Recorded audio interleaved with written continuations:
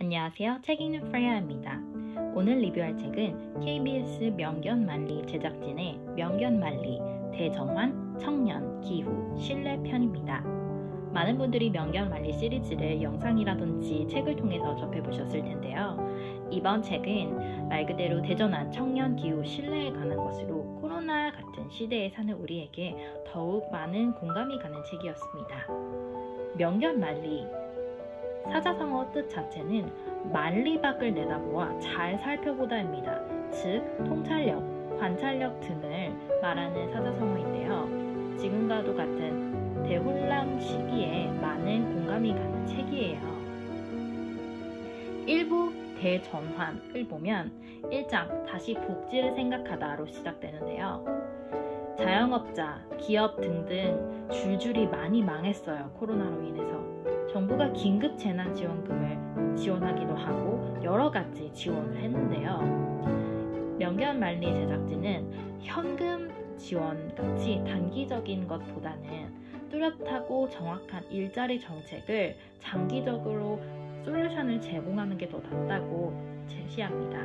이 부분이 저는 흥미로웠어요. 왜냐하면 저는 일시적으로 현금을 지급하면 당장의 문제를 해결할 수 있고 그렇게 잘했다고 충족했다고 생각을 했거든요. 하지만 정책적인 부분에서 코로나뿐만 아니라 여러 가지 이런 긴급 사태가 일어났을 때 정책적으로 픽스해서 만들어가자라고 제시한 게 되게 관찰력 있고 통찰력 있는 방법이라고 생각했어요.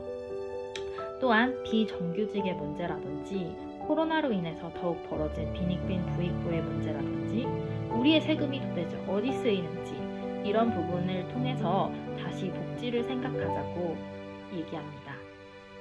정책을 통일시키는 것이 정말 중요하다고 생각이 다시 들었어요. 왜냐하면 우리나라도 복지에 대해서 뛰어난 나라긴 하지만 아직 북유럽 같은 선진국을 따라오려면 한참 멀었거든요. 왜냐하면 저는 독립적인 거라든지 통일적인 것들이 많이 부족하다고 생각해요. 2장에서는 저성장 한국경제 생존법은? 이라는 것입니다. 파괴적인 혁신을 제시하는데요. 새로운 성장 동력이기 때문입니다. 파괴적인 혁신이란 하나에만 기대지 않고 멀리 내다보고 공감을 갈 수 있는 아이디어라든지 공동체적인 시야로 보자는 얘기입니다. 예를 들어서 우리나라가 반도체에 굉장히 많이 의지하는데요.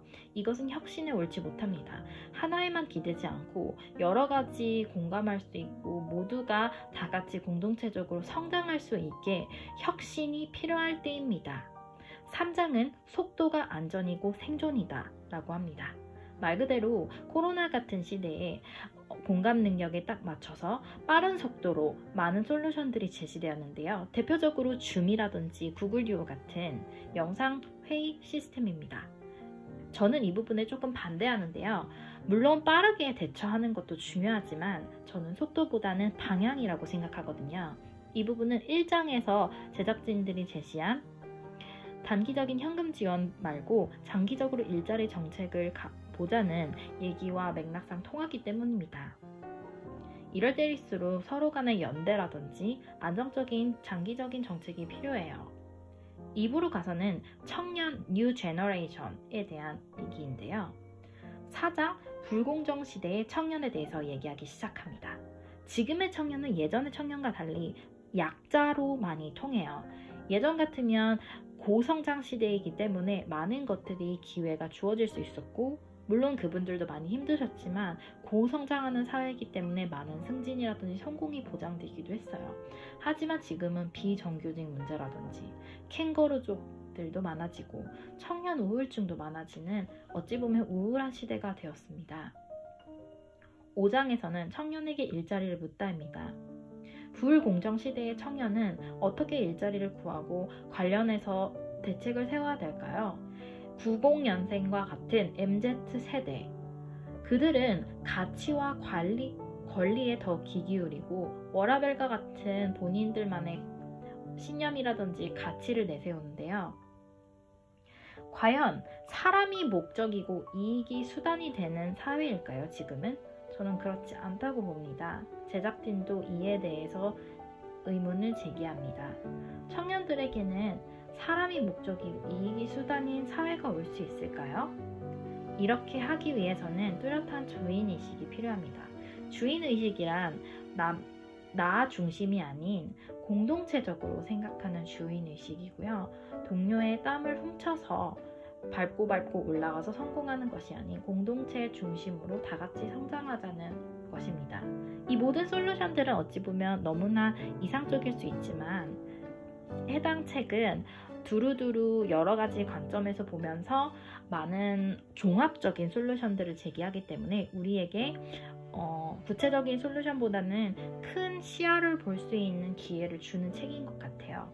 6장에서는 청년 빈곤과 여러 가지 문제에 대해서 생각하게 하는데요.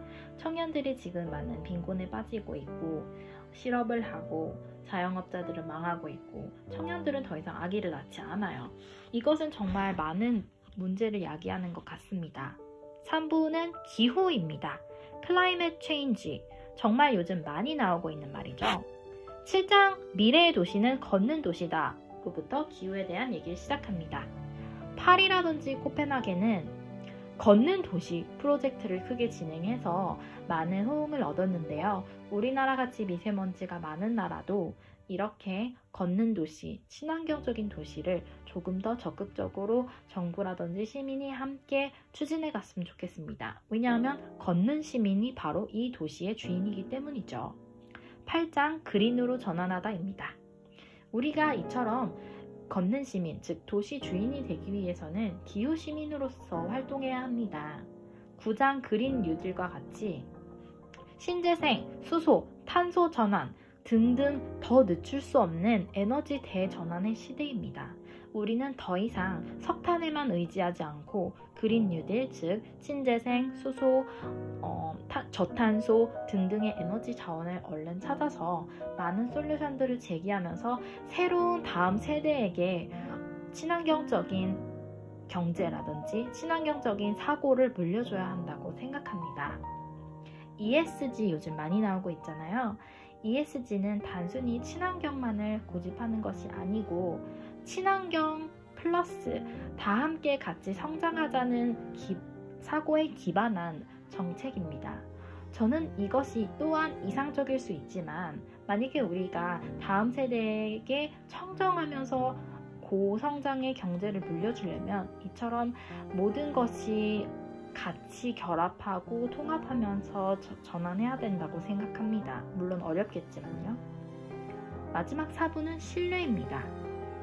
제게 가장 흥미로웠던 부분인데요. 10장 저신뢰, 위험사회 경고로부터 신뢰 얘기를 시작합니다. 우리나라는 많은 공적 신뢰가 몇 년 전부터 무너지기 시작했어요. 정부라든지 기관이라든지 더 이상 시민들은 믿지 않습니다. 물론 믿으시는 분들도 있지만요.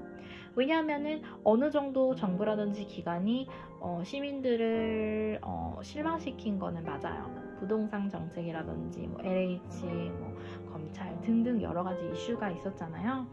물론 여러 가지 관계가 있겠지만 정확한 거는 각 기관의 독립성 그리고 투명성이 시민에게 열려진 것이 너무 부족하답니다. 언론과 정부의 역할은 무엇일까요? 그들의 역할은 서로 각각의 위치에서 물론 시민들도 포함해서 독립성을 가지고 각각의 역할에서 최선을 다하면서 시민과 서로에게 투명적으로 공개를 하고 함께 공동체 의식을 갖고 성장해가는 것입니다. 시민들도 그들의 역할을 다해야 되고요. 언론도 독립적으로 그들의 역할을 다해야 하고 정부도 열심히 많은 정책을 제시하고 감시하고 또한 지원해야 합니다. 이렇게 각각의 역할이 정확히 잘 굴러가야 신뢰가 쌓이는 것이기 때문입니다. 코로나19 같이 어려운 시대에 우리는 점점 분열되고 있습니다. 더 이상 이렇게 분열되는 것이 아닌 공동체 운명을 믿고 서로를 신뢰하는 방향으로 나아갔으면 좋겠네요. 마지막 11장은 누가 흰 코끼리를 만드는가입니다. 흰 코끼리는 여기서 세금을 낭비하고 불신을 낳는 어떻게 보면 형상화된 이미지인데요.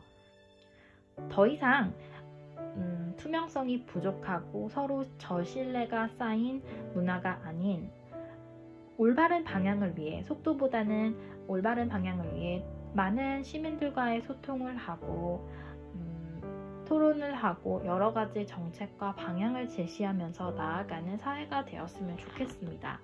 이처럼 처음 영상화된 프로그램으로 제작된 명결만리 편을 책으로 리뷰를 해보았는데요.